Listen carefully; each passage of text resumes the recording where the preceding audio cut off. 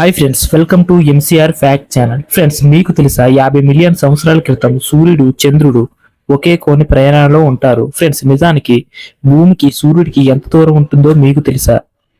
50 million సంవత్సరాల క్రితం అసలు ఏం జరిగిందో ఈ వీడియోలో తెలుసుకుందాం. ఇంకెందుకు ఆలస్యం, లెట్స్ గెట్ స్టార్ట్ వీడియో.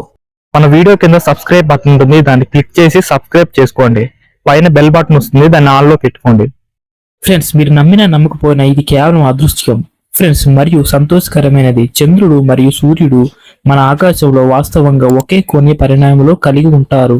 ఎందుకంటే సూర్యుడు చంద్రుని కంటే 400 రెట్లు వెడల్పుగా ఉంటుంది, కానీ అది కూడా దాదాపు 400 రెట్లు దూరంలో ఉంది.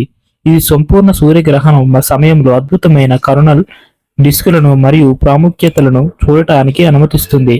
ఆసక్తికరంగా ఇది ఎల్లప్పుడూ కేసు కాదు.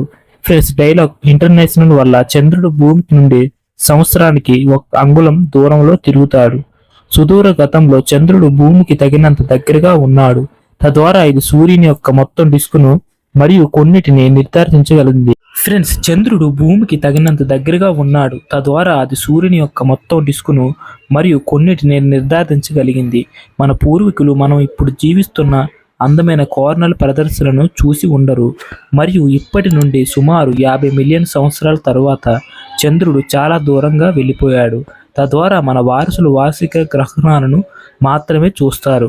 ఫ్రెండ్స్, కాబట్టి చంద్రుడు కేవలం సూర్యుడిని అడ్డుకున్నప్పుడు మనం ఈ భూమి చరిత్ర యొక్క గుప్తకాలంలో ఎందుకు జీవించాలి? నిజానికి దీనిని వ్యతిరేకంగా ఉన్న అసమానతలు అపరమైనవి, కానీ విశ్వం తగినంత పెద్ద ప్రదేశం కాబట్టి చాలా అసంభవమైన దృశ్యకాలు సంభవించవచ్చు మరియు సంభవించవచ్చిన అయినప్పటికీ భూమి మరియు చంద్రుడు దీర్ఘవృత్త కాలము రక్షణను కలిగి ఉన్నందున ఈ రోజు కూడా కొన్ని సూర్యగ్రహణాలు వరుసగా ఉన్నాయి.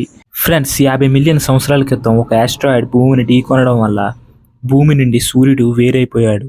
ఈ వీడియో మీకు నచ్చితే లైక్ చేయండి, అలాగే మీ ఫ్రెండ్స్ అందరికీ షేర్ చేయండి. ఫ్రెండ్స్, ఇలాంటి ఇంట్రెస్టింగ్ విషయాల కోసం మన ఛానల్ని సబ్స్క్రైబ్ చేసుకోండి ఫ్రెండ్స్.